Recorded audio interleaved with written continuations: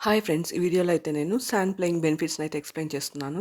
పిల్లలు మట్టిలో ఆడుకోవడం వల్ల చాలా బెనిఫిట్స్ అయితే ఉన్నాయి. ఫిజికల్ డెవలప్‌మెంట్‌కి హెల్ప్ అవుతుంది. ఇంకా కాగ్నిటివ్ స్కిల్స్ కూడా పెరుగుతాయన్నమాట. ఇమాజినేషన్ స్కిల్స్ కూడా పెరుగుతాయి. ఇంకా ఫింగర్ ఐ కోఆర్డినేషన్ కూడా పెరుగుతుందన్నమాట. ఫైన్ మోటార్ స్కిల్స్ అంటే తవ్వడం, మట్టిని స్పూన్ యూజ్ చేసి బకెట్‌లోకి పోయడం, ఇంకా బకెట్‌లోని మట్టి తీసుకెళ్ళి వేరే దగ్గర పోయడం, ఇవన్నీ చేయడం వల్ల ఫిజికల్ స్ట్రెంగ్త్ పెరుగుతుంది. ఇంకా కోఆర్డినేషన్ కూడా పెరుగుతుందన్నమాట.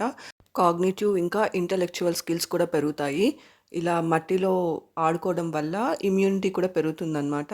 నార్మల్‌గా ఇంట్లోపల ఆడుకునే పిల్లల కంటే కూడా ఇలాగ బయట మట్టిలో ఆడుకునే పిల్లలకి ఇమ్యూనిటీ ఎక్కువుంటుందంట. ఇంకా సోషల్ స్కిల్స్ కూడా పెరుగుతాయి.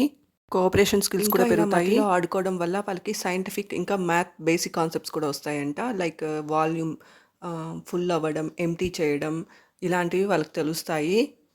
ఇంకా ఎండు మట్టి, తడి మట్టి, వర్షం పడినప్పుడు తడిగా ఉంటుంది. ఇలాగా బేసిక్ స్కిల్స్ అయితే వాళ్ళకి వస్తాయన్నమాట. ఇంకా ఫ్రెండ్స్‌తో ఆడుకోవడం వల్ల లాంగ్వేజెస్ కూడా నేర్చుకుంటారు.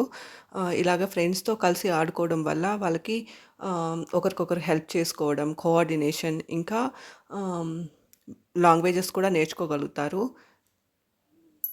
ఇంకా ఈవినింగ్ ఇలా మట్టిలో ఆడుకోవడం వల్ల ఈవినింగ్ టైమ్స్‌లో డి విటమిన్ కూడా వాళ్ళకి అందుతుందన్నమాట. ఇన్ని హెల్త్ బెనిఫిట్స్ ఉన్నాయి మట్టిలో ఆడుకోవడం వల్ల.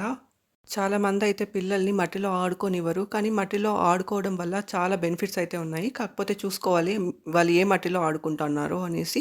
అందులో ఏమైనా షార్ప్ ఆబ్జెక్ట్స్ ఏమైనా ఉన్నాయా? లైక్ గాజు ముక్కలు అలాంటివి లేకోకుండా చూసుకోవాలి. ఇట్లాంటివి ఉంటే జాగ్రత్తగా ఉండాలి. మంచి అంటే క్లీన్‌గా ఉండే మట్టిలో ఆడుకోవడం మంచిది.